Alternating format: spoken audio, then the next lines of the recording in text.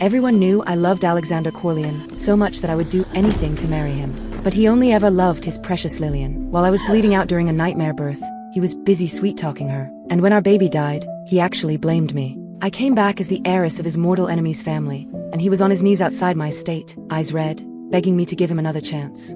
Let's rewind to Thanksgiving Day first. My husband Alexander had his arm wrapped around Lillian as they stepped into our family villa like they owned the place. I couldn't fucking believe it.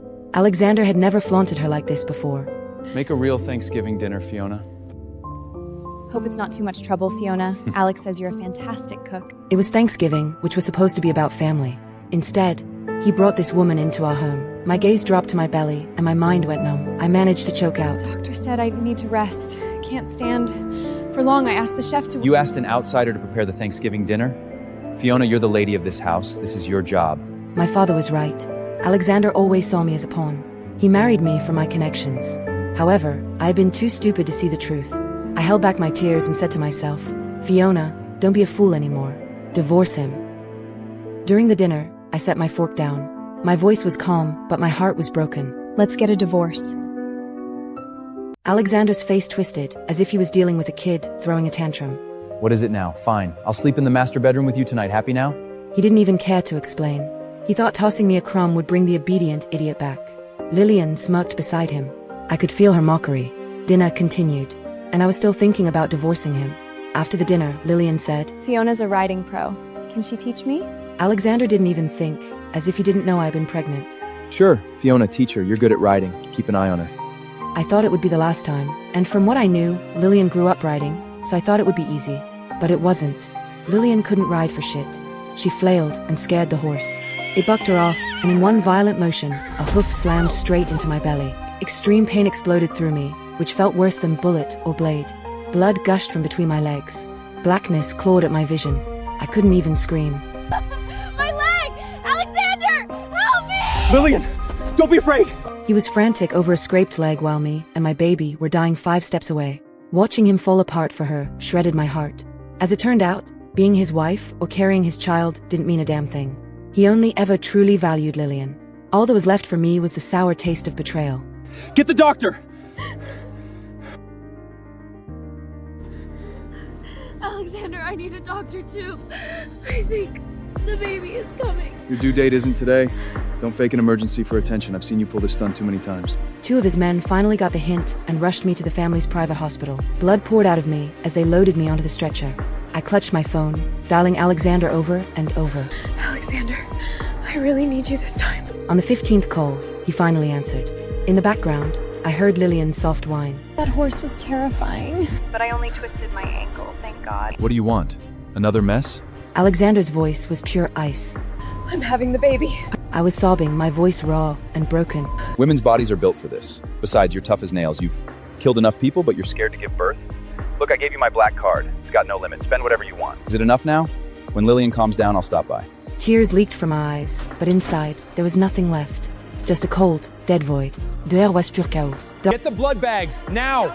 It felt like someone had crammed knives inside my gut. Moving even an inch left me drenched in a cold sweat. Please, do everything you can to save my child. I really want this baby. Then the world went black. When I woke up, the doctor told me the baby was alive, but barely. He was in the NICU, clinging to life in an incubator. Relief washed over me, but I was too weak to move. You lost so much blood. You've been in a coma for 2 days. Honestly, it's a miracle you're awake. But no one came to see you. On day 5, Alexander finally showed up. His suit was flawless, his expression bored. It was really born? I thought you were just acting out again. I told you I was in labor.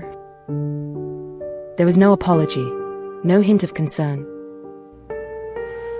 You always talk like you don't mean it. How am I supposed to know when you're serious? He was just there to shrug off his responsibility. Don't do that again. Whatever. Where's the kid?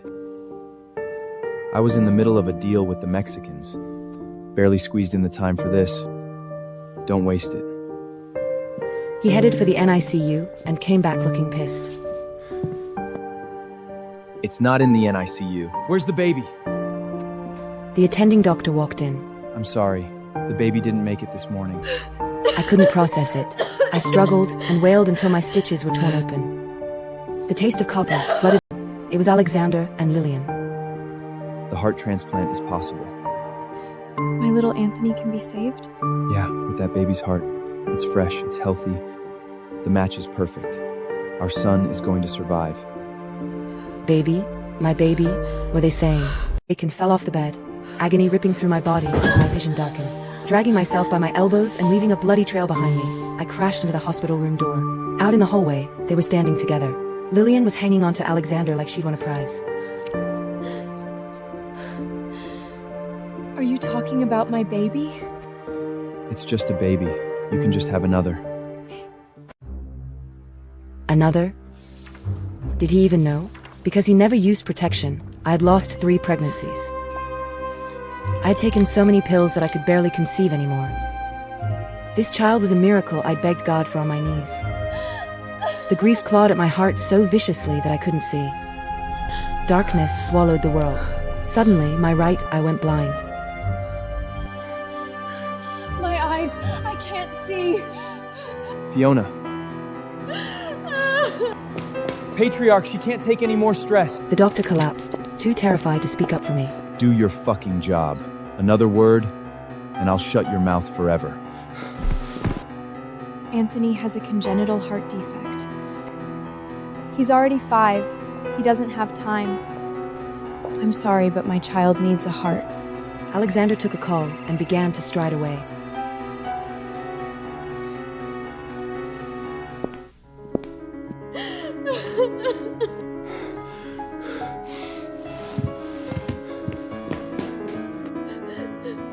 By the way, Alexander and I married in Switzerland. Anthony is our son. Marrying you? That was only because your father is Don Giannone. Alexander's sick of you now. Keep her alive for surgery.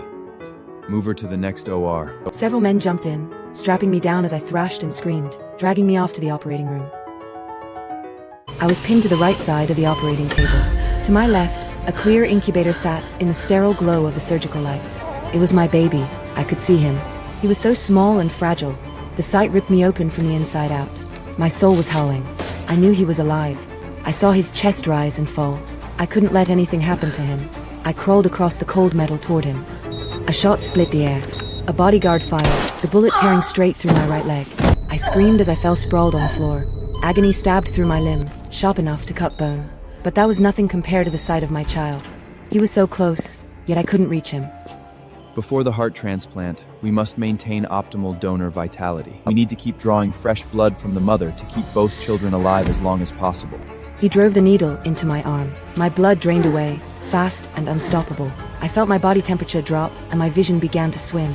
My heart pounded in my chest. Please, take my heart. Let my baby go. Your heart, not a match. Shut up. Don't waste your strength. I clawed for any shred of mercy. For all I've done for you. For my father's sake. Shut your mouth! Stop using your father against me. When this is over, everything the Genova family owns will be mine. Your father will crawl to me on his knees. The pain racked my chest.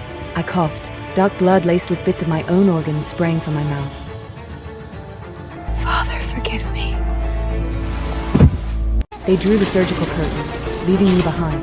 All I could hear was the clink of metal tools on the other side, and my baby's cries growing fainter and fainter. Silence. The void swallowed everything. My world died. With the one hand, I could still move. I felt for the wristwatch my father had given me. It had an emergency beacon. One press and father would know I was dying. After falling out with him, I had never used it. No matter what shitstorm I faced, my pride had kept me away. But tonight, fuck pride, I pressed that secret button. What the hell are you doing? Lillian's shrill voice sliced through the air. She came to me and ripped the watch off my wrist. When she saw what it was, she smiled. Calling for help? She grabbed a large injector meant for my nutrients. You've lost one eye. Bet you won't mind if I take the other, right? She jammed the needle into my right eye with pure hatred. Lightning bolts of horror and pain exploded through my brain. My body jackknifed, every muscle seizing, my screams broken and strangled. Lillian, enough fun for you. Fun? Is this fun to them? If you kill her now, we'll lose blood supply, which will botch the surgery. All he cared about was their son. I wished I were dead already. Time crawled. Agony stretched into forever. Finally, the surgical curtain rustled open. A 5-year-old boy with golden curls and pale skin clung weakly to Lillian's arms. Mama. Lillian burst into tears of joy. Alexander crossed over and stroked the boy's head. Anthony, how do you feel? Dad, I feel stronger. It was a sweet family tableau. Father, mother, son. However, I was in blood and despair. I was bleeding out on the floor tiles. The sheer gap between us was like a rusty saw, hacking at what was left of my heart. Suddenly, a memory surged up. Unwelcome and vivid. Years ago, I had been shot and left for dead. Back then, I wasn't his wife. I was just the reckless heiress of the Genova family, trying to secure him a shipment by taking a bullet to the chest. Same white hospital. Same reek of antiseptic. I remembered waking to Alexander's eyes, bloodshot and wild, glued to my face from the bedside. You idiot! Why did you take that bullet from me?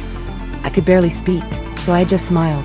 He used to fumble while feeding me water and flinch every time I moaned in pain.